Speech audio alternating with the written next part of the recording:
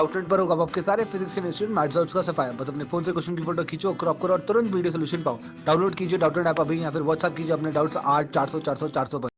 Assertion दिया हुआ है इस क्वेश्चन में there is very little difference in acid strength of H3PO4, H3PO3 and H3PO2। जो H3PO4, H3PO3 और H3PO2 है, इन तीनों के एसिडिक स्ट्रेंथ ऑलमोस्ट इक्वल है। मतलब इनमें जो डिफरेंस है वो बहुत थोड़ा है, बहुत छोटा है। रीज़न इसके लिए दिया है the hydrogens in these acids are not all bonded to oxygens. The electronegativities of P and H are almost the same.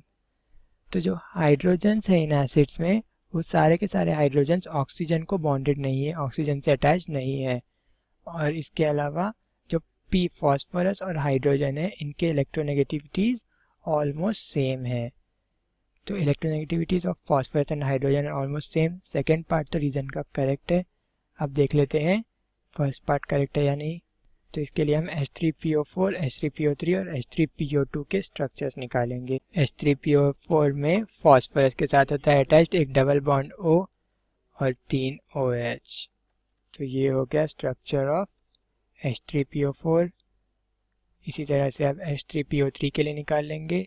तो यहाँ पर होंगे अटैच्ड एक डबल बॉन्ड O, एक H और 2 OH। इसी तरह से ये हो गया H3PO3 का स्ट्रक्चर। अब H3PO2 के लिए देखते हैं। तो यहाँ पर है एक double bond O, 2 hydrogen, 2 H और एक OH। ये हो गया स्ट्रक्चर ऑफ H3PO2।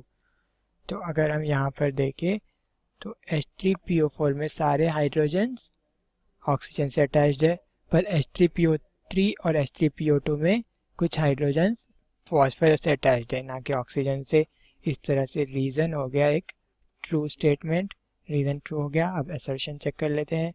असर्शन में कहा है there is very little difference in acidic strength of H3PO4, H3PO3 and H3PO2। हम जानते हैं जो एसिडिक स्ट्रेंथ होता है वो डिपेंड करता है हाइड्रोजन जिस एटम से अटैच्ड है उसकी इलेक्ट्रोनेगेटिविटी पे।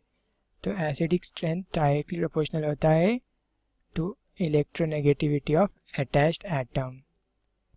तो अगर हाइड्रोजन जिस एटम से अटैच्ड है, जिस एलिमेंट से अटैच्ड है, उसकी इलेक्ट्रोनेगेटिविटी ज़्यादा हो गई तो एसिडिक स्ट्रेंथ भी ज़्यादा हो जाएगा। तो H3PO4 में हम देखेंगे तो हाइड्रोजन अटैच्ड है ऑक्सीजन से, जो कि फॉस्फोरस से अटैच्ड है। इसी तरह से H3PO3 में भी सेम, हाइड्रोजन अटैच्ड है ऑक्सीजन से, जो कि अगेन फॉस्फोरस से अटैच्ड है। इसी तरह से H3PO2 में भी जो बेसिक हाइड्रोजन है वो ऑक्सीजन से अटैच्ड है, जो कि फॉस्फोरस से अटैच्ड है। मतलब भी यहाँ पे जो भी ऑक्सीजन है जिससे हाइड्रोजन अटैच्ड है, बेसिक हाइड्रोजन से अटैच्ड है, उनकी इलेक्ट्रोनेगेटिविटी अप्रॉक्सीमेटली सेम हो गई।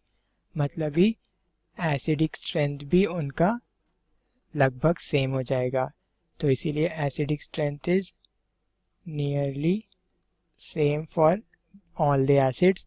तो यहाँ से तीनों के एसिडिक स्ट्रेंथ का डिफरेंस बहुत कम हो जाएगा। मतलब ही असर्शन जो हो गया वो भी एक ट्रू स्टेटमेंट हो गया। तो इस तरह से असर्शन और रीज़न दोनों भी ट्रू हो गए, और जो रीज़न है वो असर्शन को एक्सप्लेन करने में हेल्प कर रहा था। तो इस क्वेश्चन के लिए ऑप्शन ए हो जाएगा correct answer. Both reason and assertion are true and reason is the correct explanation of assertion।